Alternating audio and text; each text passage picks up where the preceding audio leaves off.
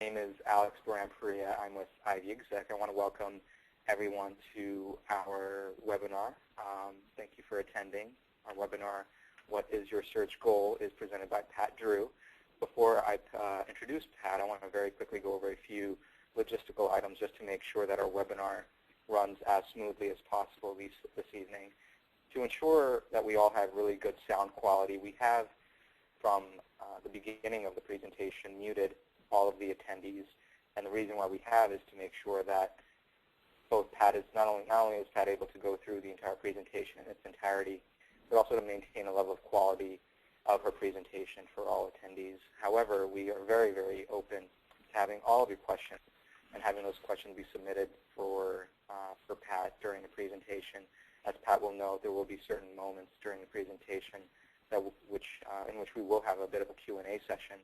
And so feel free to actually send those questions to us. My colleague, Maciej Godleski, as well as myself, are on the list of attendees. And through the questions bar, in fact, as you'll see on your control panel, you can send your questions to us. And during the appropriate moments during Pat's presentation, we'll be more than happy to answer as many questions as we possibly can. An additional component that we have also included in the presentation are interactive poll questions, which I think will be really informative and really engaging for you to be able to contribute your thoughts to the presentation to help Pat really direct and tailor her presentation to meet your goals and what you're looking to get out of the presentation itself. So we will be launching quite a few poll questions during the presentation. And so if you are interested in taking part in those, we certainly welcome you taking part in answering those poll questions as we launch them. And I think that is about it. As I mentioned, if you do have any logistical questions, again, you can use the questions bar to send those questions to myself, and Maciej, my colleague, and I will try to get to those questions as quickly as we possibly can. And as a follow-up to our webinar this evening, we will actually be recording the webinar, and so there's no need, perhaps, to jot down every single component of every single slide. We will provide a full recording of the webinar as a follow-up to this presentation. And one thing that Pat will note in a moment after I introduce her to you, we would love to have you really jot down your notes during the presentation, jot down your questions and any notes that you would like in order to make this experience a little bit more engaging for you. And so with that, I'm actually going to introduce Pat Drew. As I mentioned, Pat Drew is of Pat Drew and Company, which is as an executive coach and management consultant, Pat focuses on top-level coaching, managing change and organizational resilience, and preparing executives for abrupt career transitions in tumultuous times, as many probably have experienced over the past year and a half, 2 years. She coaches executives on how to really prosper when organizations are undergoing radical changes. And she has coached leaders in the media industry, financial services, technology, healthcare, and others on building stronger relationships, building greater team effectiveness, clear strategic alliance, and improved life balance. And Pat is, in fact, based out of New York, as many of you probably are as well. And we certainly are very excited to have Pat as part of our webinar series here for Ivy Exec. She brings a wealth of knowledge and industry expertise and insight that we're very, very excited to have be shared with our network this evening. And so, Pat, with that, I'm going to hand it over to you to begin the presentation. Excellent, excellent, Alex. Thank you so much. And Maciej, thank you so much for your help in getting this started tonight. I'm delighted to be here and delighted to be talking with you about your search goal. And most of all, I want this to be useful and helpful to you. So I second, Alex, what you were just saying about to please jot down your questions as we go along. And please do share them.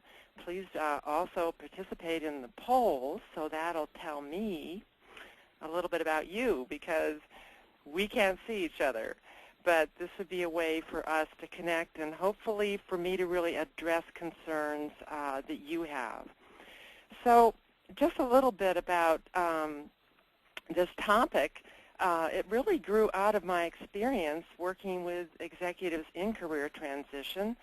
I lead networking groups for them, for executives in transition. And when we go around for each person to introduce themselves, what they are seeking, what they're looking for.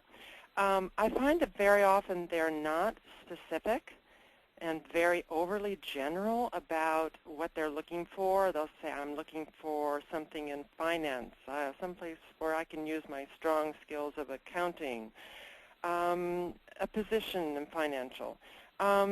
This is not specific. It really will not resonate with the audience. And the marketplace is shrinking. Maybe this worked in the past, but this doesn't work now. And you will be remembered if you are specific and you really present your uniqueness. For example, part of what I believe is my uniqueness is that I powerfully connect with the people that I help. I really enjoy working with people, helping them to be better at what they do.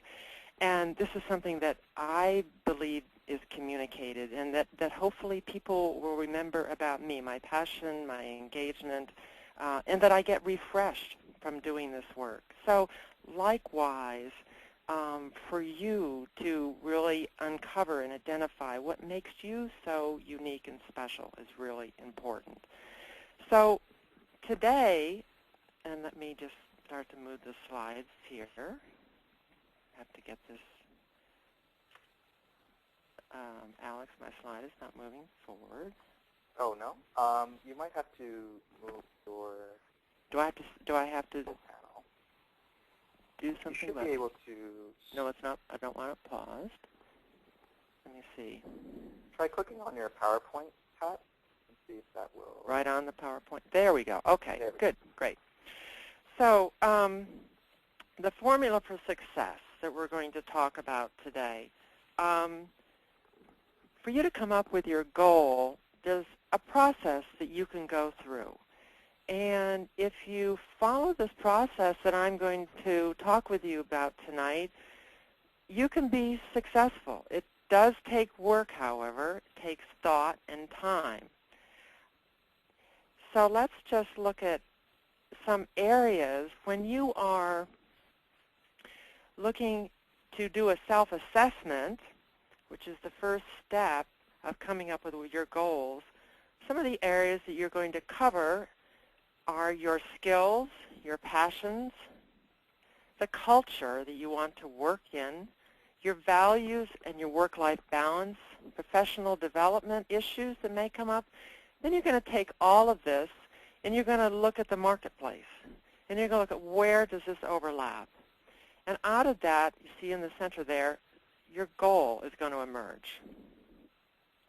So let's just take the first one of those, and you'll notice that there's a graphic in the upper right-hand corner, so we'll track these different parts of the assessment. You may have seen this exercise before. It's not uncommon, but it's very effective, and it is something I would suggest that you do if you've not done this before, and that is to really spend some time looking back on what your accomplishments have been.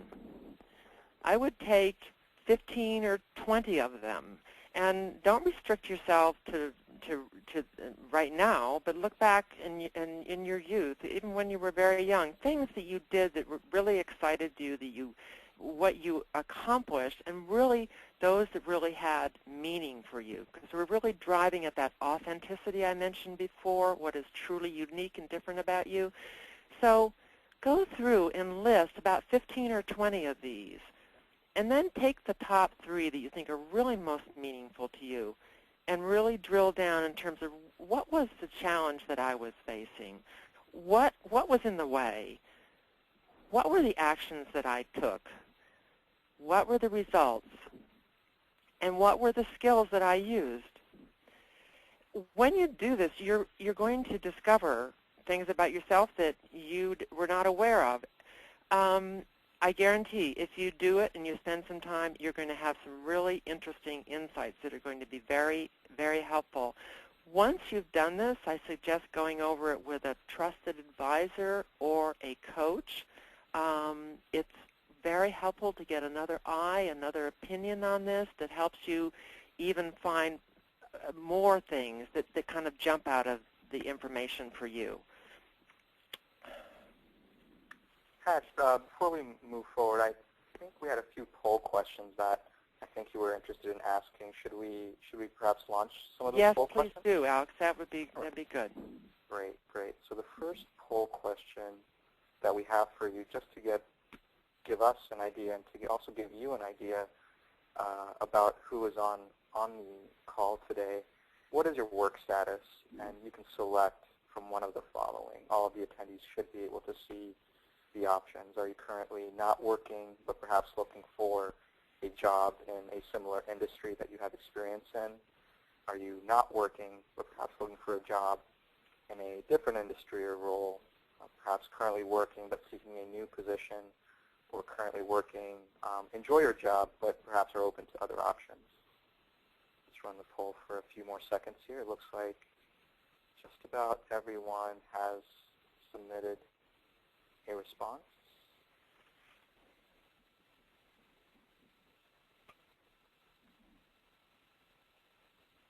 So, Pat, I'm actually sharing the results with all of the attendees. It looks like we have a good mix. 26% are not working, but looking for a job in a similar role, similar industry. We have 35% who are not working, but are looking for a job in a different role or capacity. 26% currently working, but seeking a new position. And then 13% who are currently working, enjoy their job, but are open to looking at other options.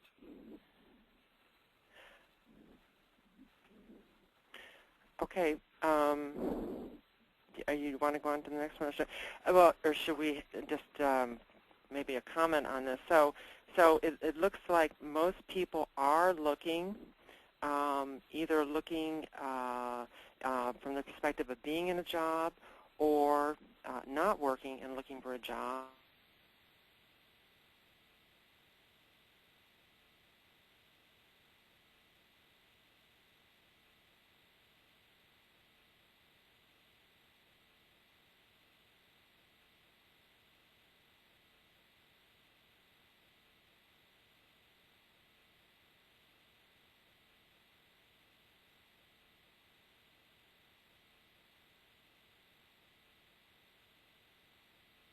Please, Alex. Have you created, given that most of us are looking for opportunities, have you created your search goal in the past 6 months, yes or no? We'll give the attendees a few seconds here.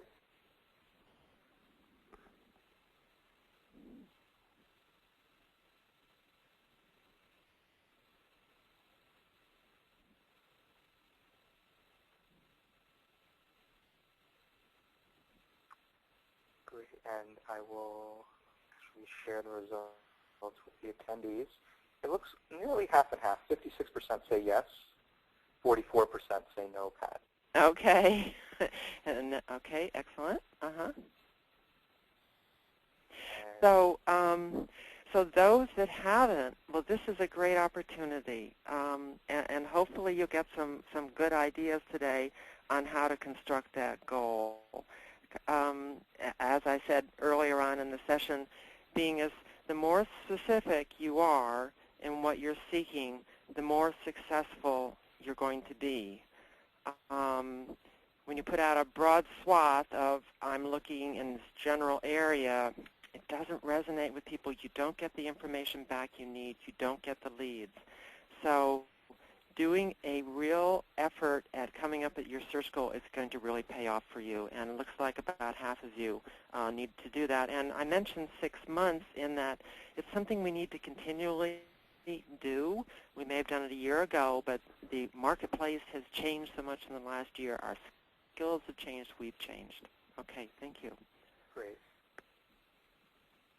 And Pat, should we launch the next poll question about for those people who have not yet created their professional goals, or should we hold off on that?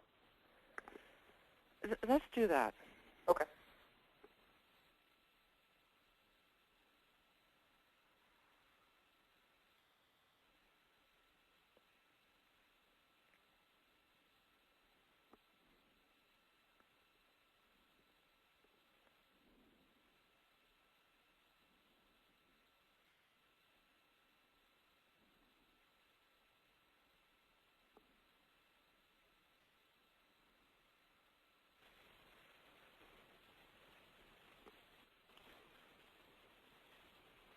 And I'm actually, Alex, I have to step off for a second. I'm going to take over here. Sorry, Monty, I just got dialed out, but I'm back on. Sorry about that. Okay, so Alex is here. Perfect. Yeah, sorry about that, guys. I unfortunately got dialed out, but if you have not yet answered, you'll see a quick poll question in front of you. It says, if you have not yet created your professional goal in the last 6 months, that is because of one of a couple reasons. Is it because it is better to take things as they come? Perhaps you've never thought about doing that, or you just don't know exactly where to start.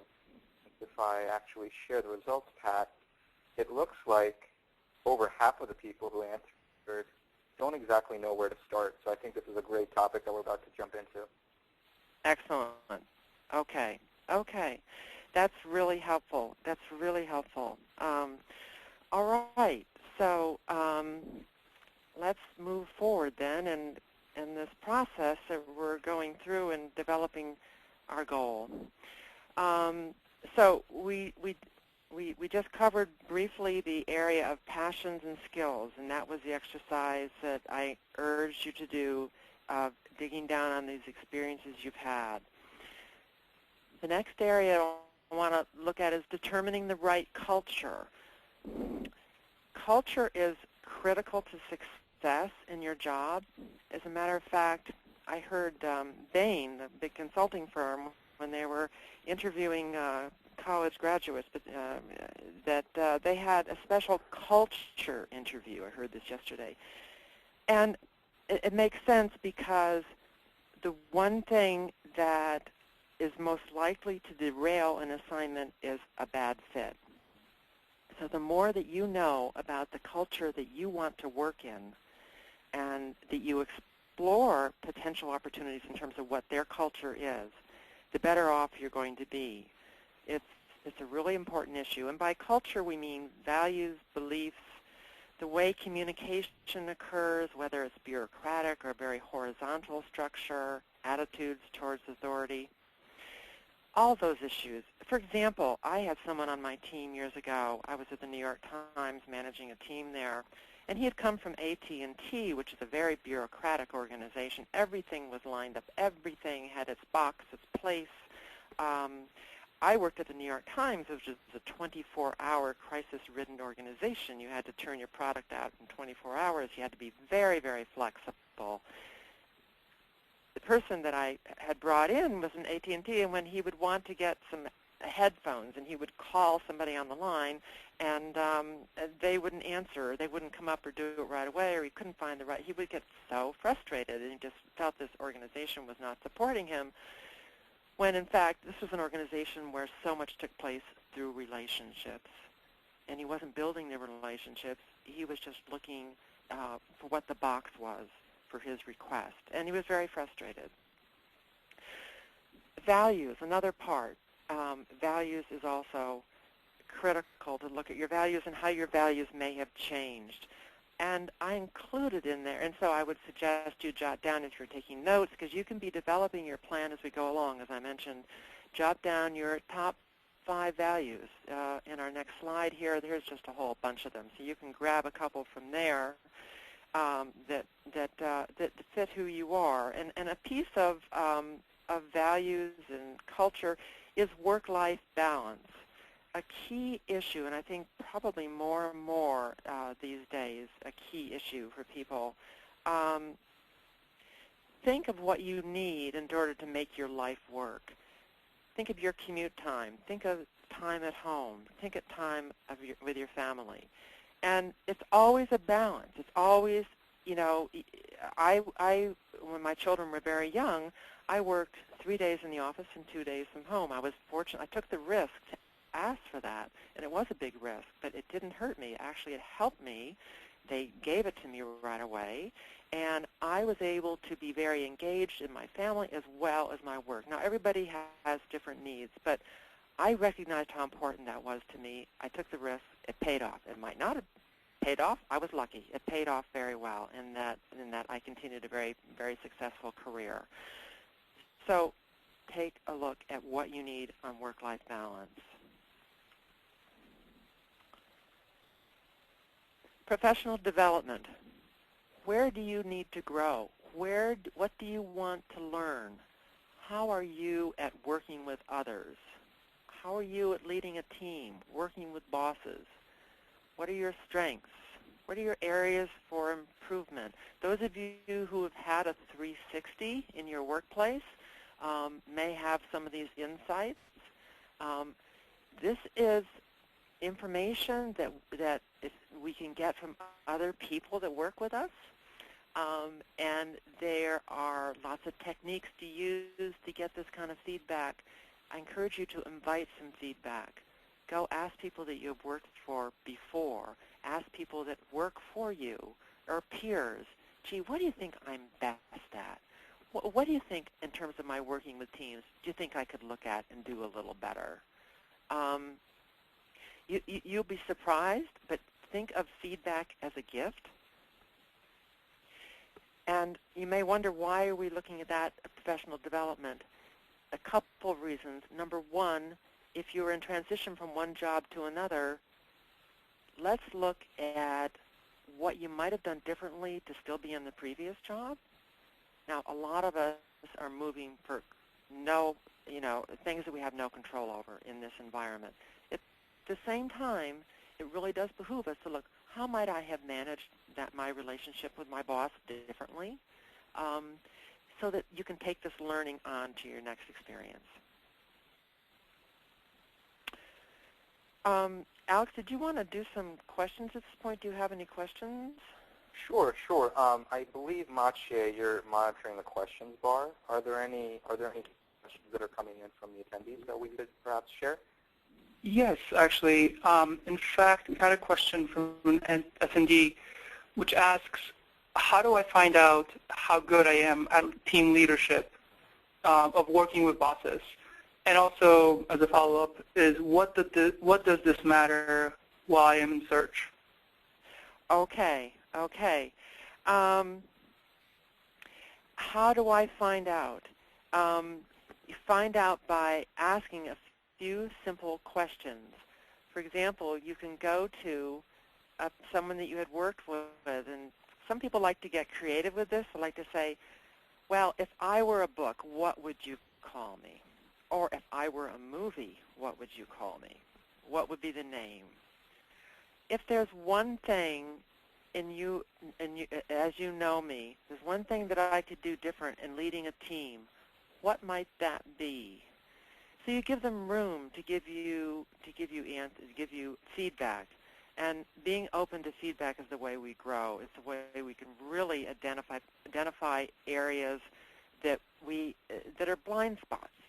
We all have them. And those of us that succeed, our success, part of it's predicated on identifying those blind spots, getting clear about them, and developing a plan of action for them.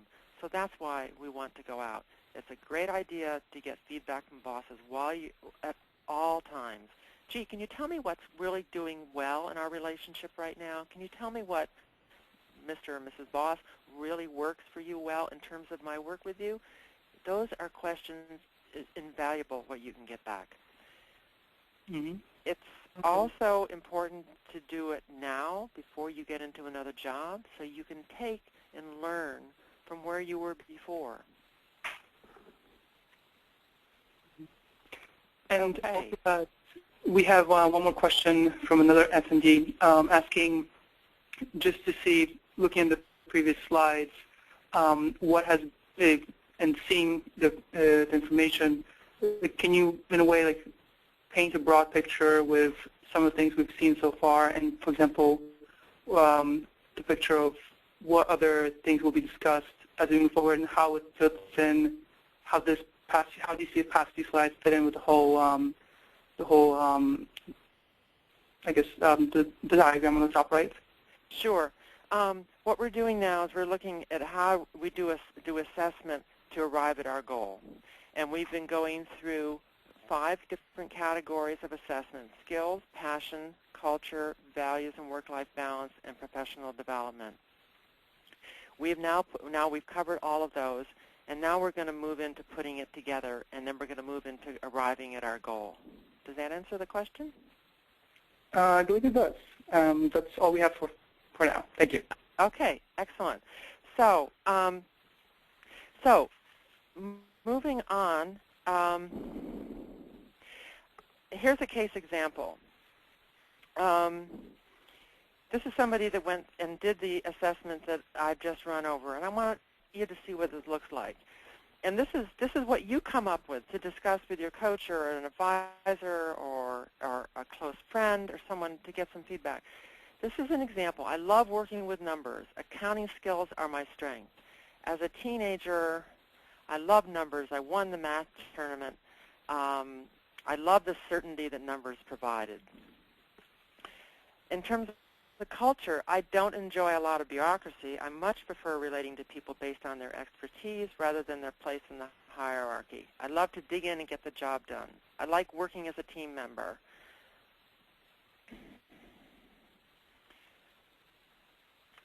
Okay, moving to the next one, and I guess I have to click on this, Alex, to get it to move. There we go. I believe so. There I'm most successful when my work reflects a socially important mission. I'm going to close this. Alex, how do I minimize my control panel on the right so I can see my whole slide there? There should be a small box with a double arrow. Double arrow. Okay, not really. Click on that. That's okay. That's okay. Work-life balance. I have young children, so I'm committing to being home on by 6 o'clock and on weekends. In the value in the professional development, I'm great at engaging my direct reports, but I'm told I'm not doing a very good job of managing up. Okay, the value proposition, and this is on the way to getting to our goal. The value proposition for this individual is a financial professional with strong institutional experience and a passion for giving socially relevant enterprises the fiscal accountability required for success. Track record of designing systems which reduced overhead by 20%, increased bottom line revenue by 30%. This is an example of all that work, all that assessment that I've spent some time on this evening to come up with your value proposition. What is it that's unique about you and different about you and that you have to offer? By the way, this is a profile of a professional whom I know who came out of Lehman Brothers during its collapse. Financial institutions were under siege. They were shrinking rapidly. There were no opportunities in similar organizations. So her challenge was how could she take her skills into a different environment. So I'm going to follow this case example here. So she did this complete assessment, and this is her value proposition and where she wanted to position herself. So once you've done that, your next step in developing your goal will be to survey the marketplace. You want to look at the types of organizations in which you would fit. You want to look at what industry. You want to look at recession-proof sectors if that's important to you, and that's important to all of us. And you can find a lot of information about that online. Education, health, green enterprises are examples. You want to look at what size. Do you want a big organization? Do you want a small one? Do you want a $200 million? You want a $1 billion global corporation? What's the location? What's the geographic location? So some of the tools for the market, for your survey of the marketplace are informational interviews. And I think we have a polling question about that. Could we run that now? Sure.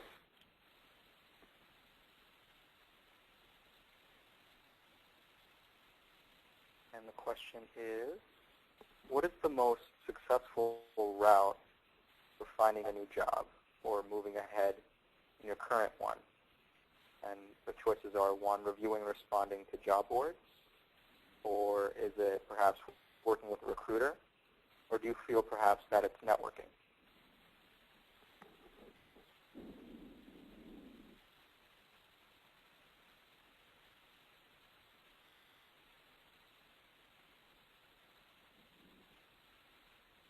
And results indicate overwhelmingly that networking is a very vital component of a successful search for a new job.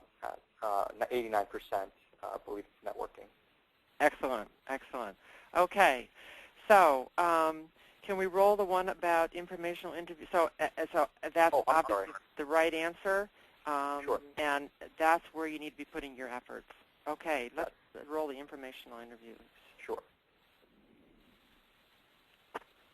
Regarding informational interviews, the question for our attendees is, what is the most important behavior for success in an informational interview?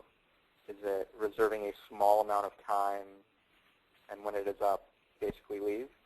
Or is it perhaps telling the person about all of your experiences and background during that informational interview, hearing what the industry is like from their perspective perhaps, or trying to get a job offer right on the spot? Or finally, receiving referrals to 2 more people who you perhaps can connect with and speak to following the informational interview.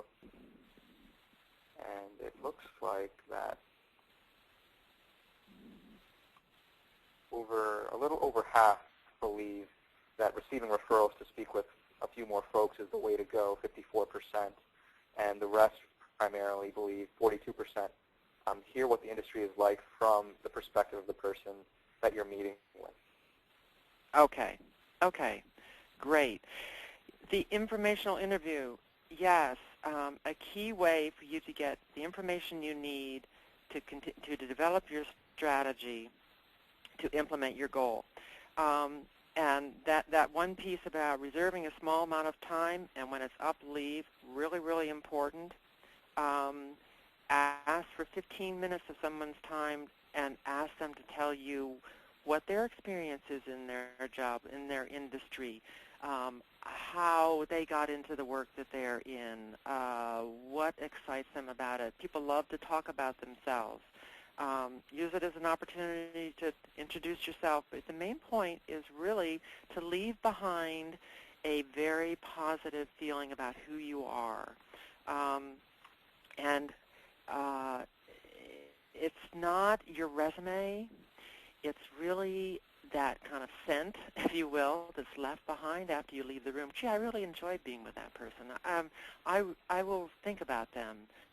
So you can have the greatest data on your resume and greatest experience, but if there isn't that feeling of comfort that, hey, this is someone that we'd like to have around, you really haven't succeeded. So reserve a small amount of time. When it's up, leave unless you really get encouraged to stay, and that would be a great thing. Learn about the industry from their perspective and get more referrals to go forward. Other ways to get information about your marketplace, job postings. And as we know from the previous question, and everyone's very hip to this, that just going on and applying for jobs online cold is not a successful way to do it. Very, very low success rate in doing that. However, job postings are a great way to find out what is out there and what the requirements are. So this is part of your research. Look at what different titles are, what they're requiring, and this is part of your research to see what you would be interested in. If you see something that you're interested in, then this is just a little sidebar, then you want to back up and find out who you know in that organization, network with them, have your informational interview with them, get yourself known, and start to work the organization. You want to be meeting your future boss before your future boss knows that there is a job even posted. And that's the power of networking, as you mentioned. Salary boards, a lot of them out there to find out what the salary is for the position you're looking for. Journals. These are all great vehicles for you to use. So your assessment that we started, and that question about where were we going, okay, where we were going is we filled out 5 or 6 quadrants of that diagram in your upper right, and we assessed the marketplace and came up with a goal. Now, for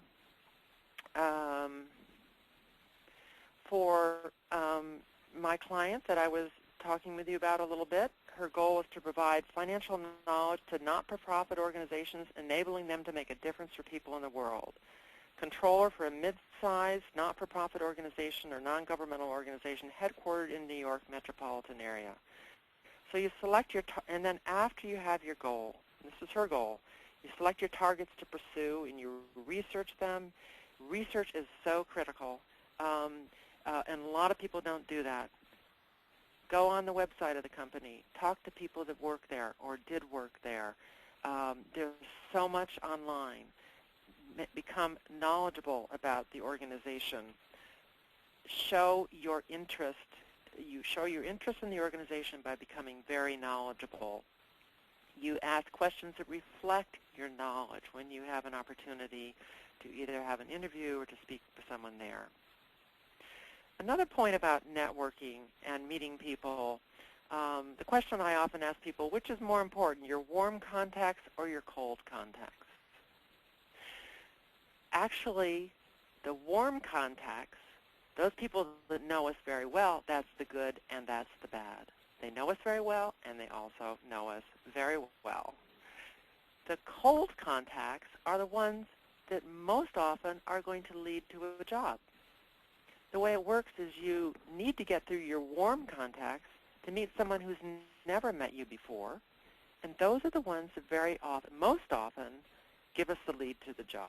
That's how I've gotten some of my more recent positions, is through cold contacts.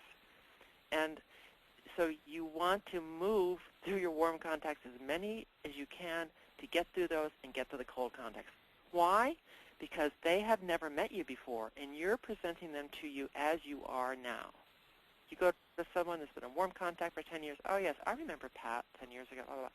That's not the picture you want. You want the picture of who you are right now. You can control that for your cold contacts.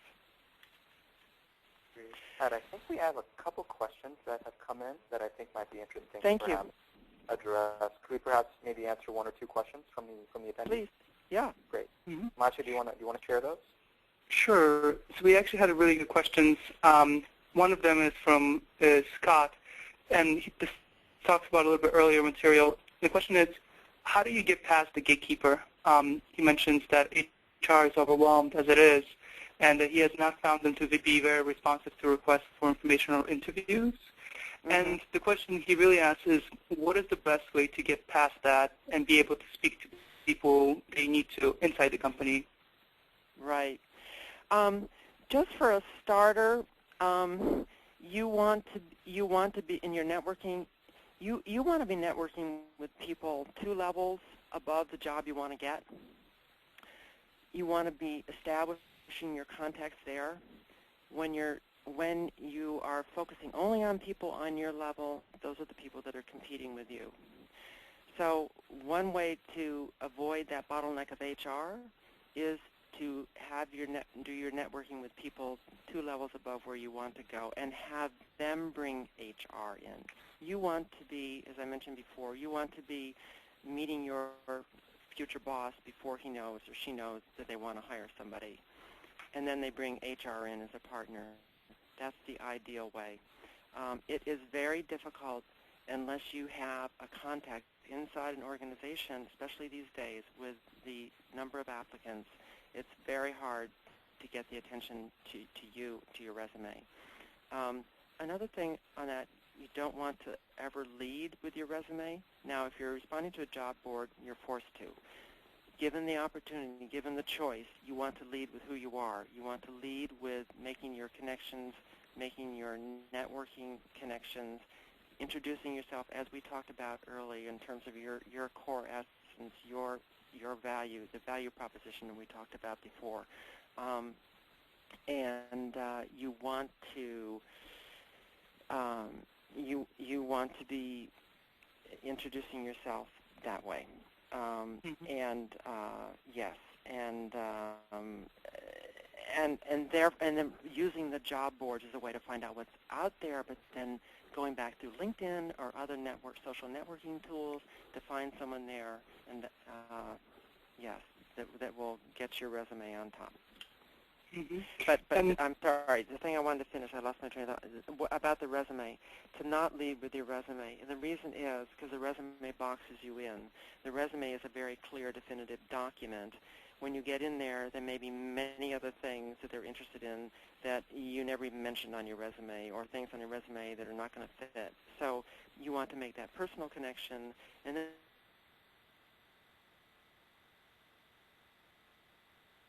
when you need to leave something behind, you design your resume to fit the particular situation you're going for. Mm-hmm. And also as a follow-up, you talked about the value, showing your strengths and the value proposition. There's a question that goes back to the previous material, and it asks, this is a question from Ricardo, and he asks, if you're in a C-level position and really have not had a 360, where can you get some of this feedback about weaknesses and strengths? That's a really good question. You need to get people that will do this for you. You need to set up your group of stakeholders. Now, the best way to do this is with a coach, to get the coach to guide you on choosing who you would ask for the feedback, and also choosing the questions that you would ask them for the feedback, and then asking these questions, gathering the information. The coach can help you actually. The coach can gather the information for you and put it together in a very digestible way. And there are advantages to doing it with a coach that way, because people are much more comfortable giving it to a third party very often than to you directly, and they'll be more candid, especially if, of course, they have your permission. All those permissions are in place. And generally, there are some guidelines about confidentiality. You know, Mr. Boss, you can tell us, and we're interviewing a lot of people about you, so what you say is not going to be quoted. So there are a lot of advantages of working with a coach on this, and you can do that privately on your own, and it's very, very effective. And if you haven't ever had a 360, I would suggest doing that. All of us will learn things that we didn't know. Mm-hmm. And you actually answered Scott's question as well, because by talking about a third party, you're avoiding the biases that you might input when you evaluate yourself. So I think that's also what Scott brought up. And just a logistical question as well from Steve. He's wondering whether the slides will be available at the end of the presentation. He asked to share this to ask in the name of everybody as well. But I believe that we will actually send off Pat's contact information, and she'll make the slides available if she so chooses. Yes, you can do that, Marche, or they can contact me directly, and I can send them to them. Either way that works for them. My email is on my presentation. It's pat@patdrew.org.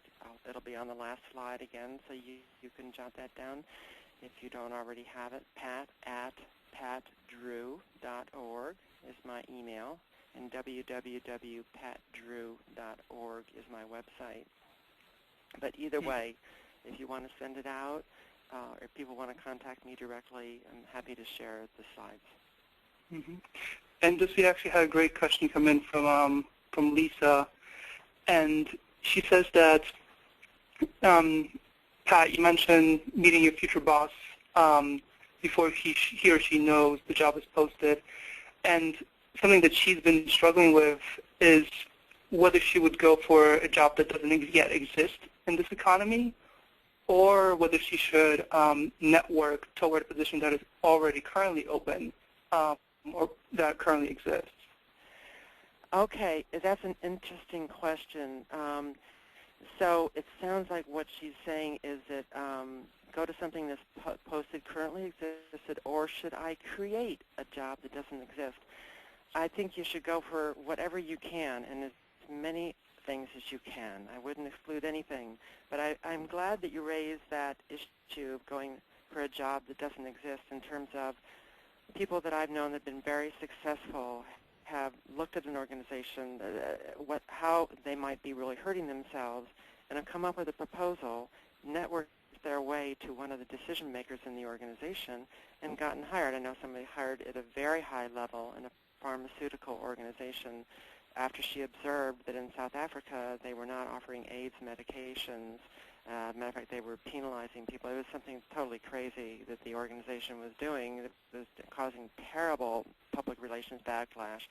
So I think she went to the chairman, actually. She was very industrious, very excellent communicator, and gave her proposal and was hired as she reported to the chairman. That's not something that not all of us are going to be able to do that, but that is an example of creating, looking at what the need is and then putting yourself out there. And I think in this economy, I think we need to do more and more of that. I think we need to be out there looking at how we can make a difference and not relying on what people put forward. Great. That's all we have for now. Thank you. Okay, great. Okay, so a question that I have, and that is, there's a poll question. Can we put that one out there of how many people are interested in learning about becoming an entrepreneur? Sure. And the poll question just launched, Pat. And the question, as Pat mentioned, is, are you an entrepreneur, perhaps interested in learning more about how to become one? Give a few more seconds, folks.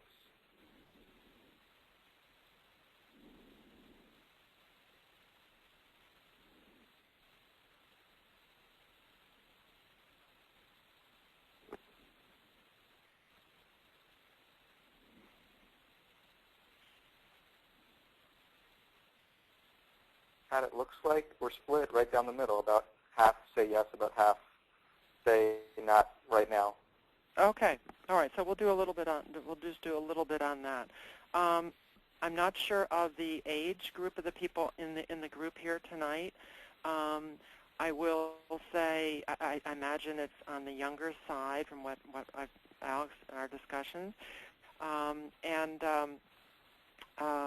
I will say for the older group, people over 45, 50, and older, entrepreneurship is something that is becoming more and more of an option in this environment. It is something anyone can consider. Let me just get this moving again. There we go. If you want to go in this direction, it's very key to have a passion for what you want to do, to really not just be, hey, this is really cool, I want to do it, but then you got to really research it, right? You got to really research the idea. Is there a market? What would be my vehicles for getting the word out of what I'm doing? How am I going to design my business team? The whole business model that you have to come up with. Talk to other business owners, just like we talked about if you're looking for a position. You go out and network. Here you go out and network similarly. Talk to them, find out what their experience has been, what you can learn from them. There's some really good resources. Find yourself a mentor. Some really good resources out there. There's SCORE, which is not designed for retired executives, although that's part of their title. But it is an organization that has huge number of free resources for anyone building or starting a business. Go online and you'll find SCORE, and you'll be able to access those. Also, the Small Business Economic Stimulus Package is spawning small businesses, as you may know about. So that's a little bit on entrepreneurship, which is becoming, it is growing over the last 10 years. The number of Americans that are entrepreneurs has jumped, I think, from 20 to 28%, something like that. It's been a huge jump. It's going to jump a lot more now with this environment. It fits on what I was saying a few moments ago about finding the need, inventing the solution, because there are fewer and fewer jobs. We know that the jobs are shrinking. But that particularly applies more to older people than maybe in this audience. Okay, moving forward. I have to get back here and click on there. Okay, now that you have your assessment, you come up with your goal, you've looked at your market, you've identified your targets, you've done your informational interviews, done your assessment, your pitch. Keep your eye on marketing at all times. How we describe what we do is how we will be perceived in the marketplace. really important to remember that. How we describe what we do is not what we do. Remember I said, a resume with all that data in it is not what you want to have representing you. You want it to be what's special and different about you.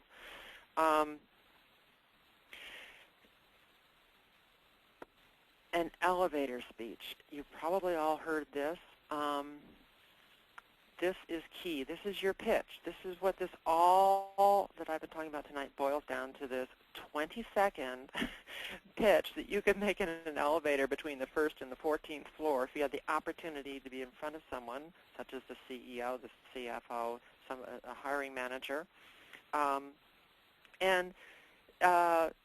Basically, key elements of an elevator speech are: what is your passion? What are you really good at? What is the pain that your services address? Really important. That's the marketing piece, right? What are the benefits? And what's your credibility? And if you pack this into 20 seconds, you will be very effective. For example, I was talking about my case example earlier. I love helping nonprofit organizations put themselves on a sound financial footing. I'm a CPA with a passion for giving socially relevant enterprises accountability. Many not-for-profit organizations struggle to achieve a balanced budget. What are the benefits? I help these organizations achieve their mission, and I have institutional experience at Goldman Sachs and Morgan Stanley. Boom. 20 seconds, done. But not so easy to put together. But this is the final distillation of everything that we've talked about. And you need to have that so that you can tell people who you are, what your credibility is, how you're going to address the pain. So to conclude, there we go. What is the pain? Okay, let's move on to the next slide. To wrap up as soon as I can get, what's your credibility? Okay. If you follow this process that I've defined, as I've described to you tonight, you will succeed. If you use resources around you, use people that are available to help you, you ask for help, you use trusted advisors, you will get where you want to be. The main thing is getting clear about where you want to be, and that's why there's a lot of hard work behind this. We've mentioned earlier the value of coaching is identifying those blind spots and developing a plan of action for them. My coaching practice, and if you are interested in any of the ideas that I've brought out tonight, be very interested in hearing from you. I have an office in Manhattan, right near Grand Central, where I work with people face-to-face. I also do phone work with people nationally and around the world.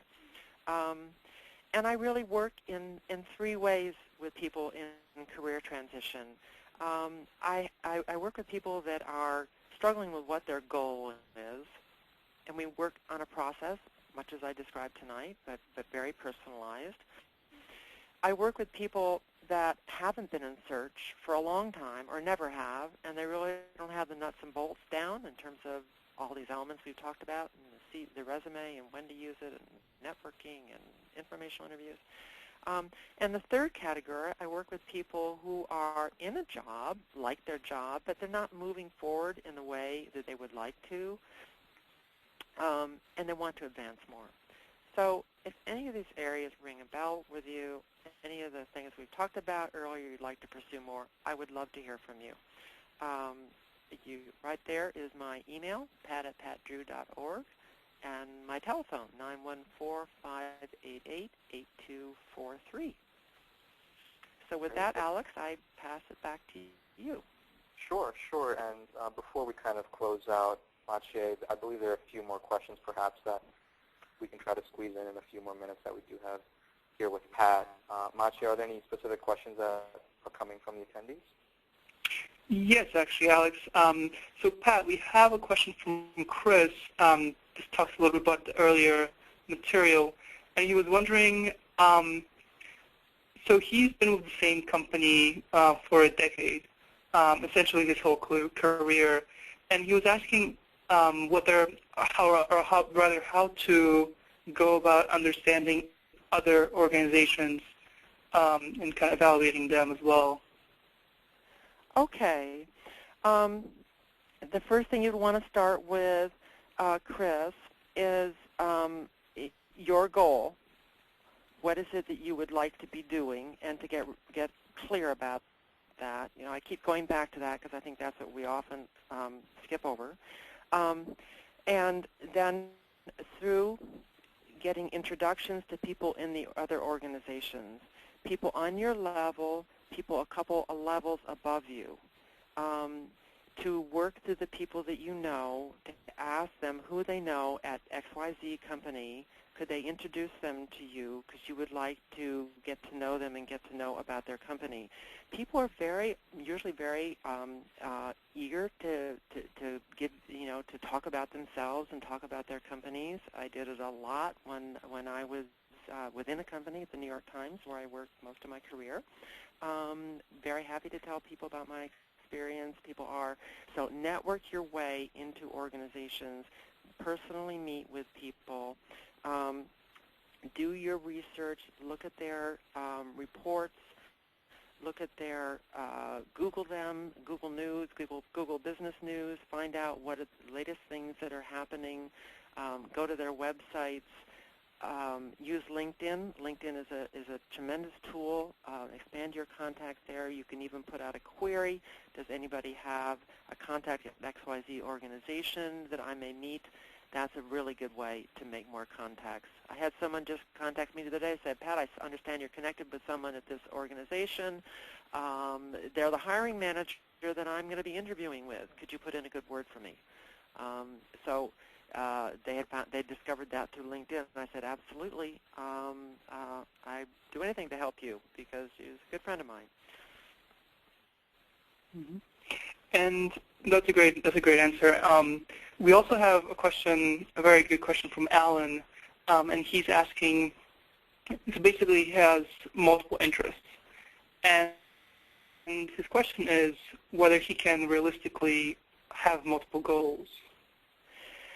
That's a really good question, Alan, and I'd like to kind of hear a little bit more about what they are, how closely they are related to each other. Yes, I think you can pursue more than one. I know people that pursue two. I mean, sometimes you may be pursuing an entrepreneurial venture or a consulting venture while you're looking for something internal.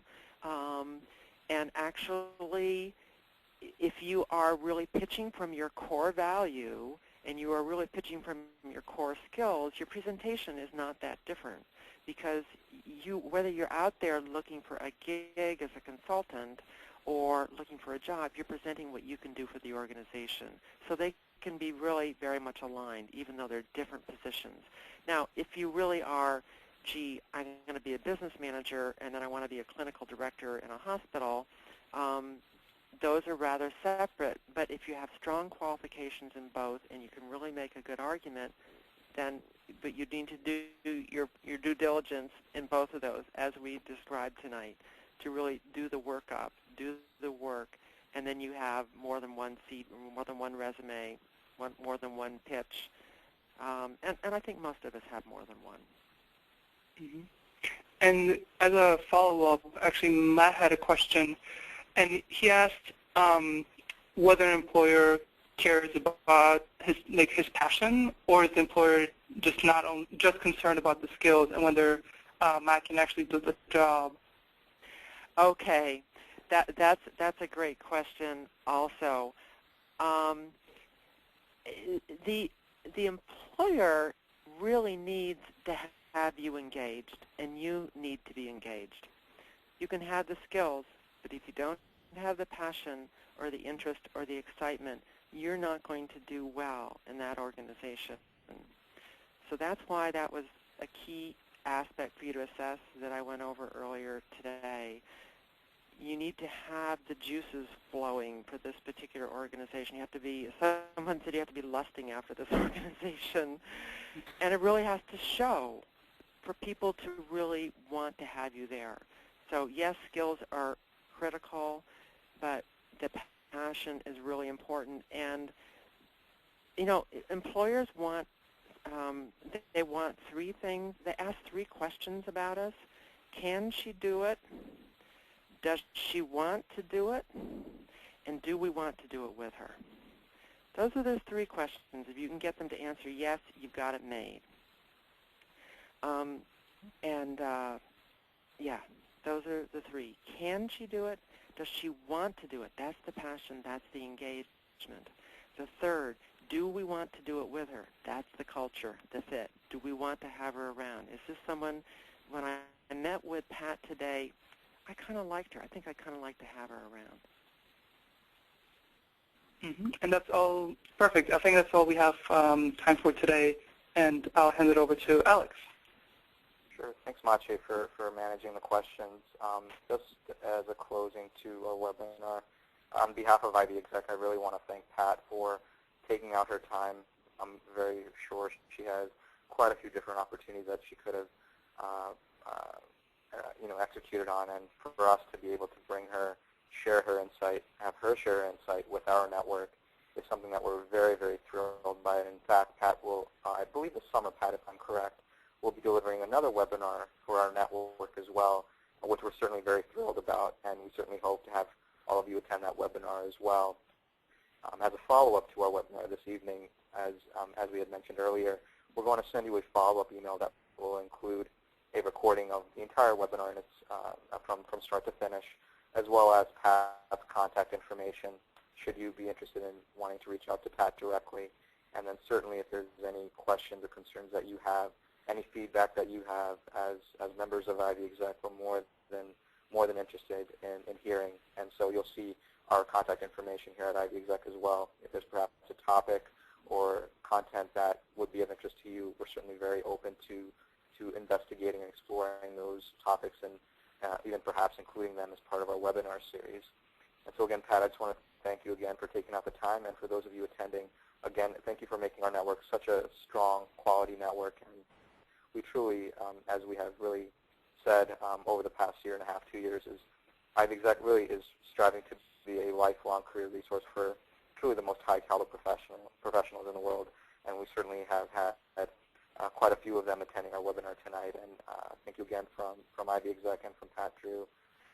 We thank you for attending, and we look forward to seeing you on our next webinar.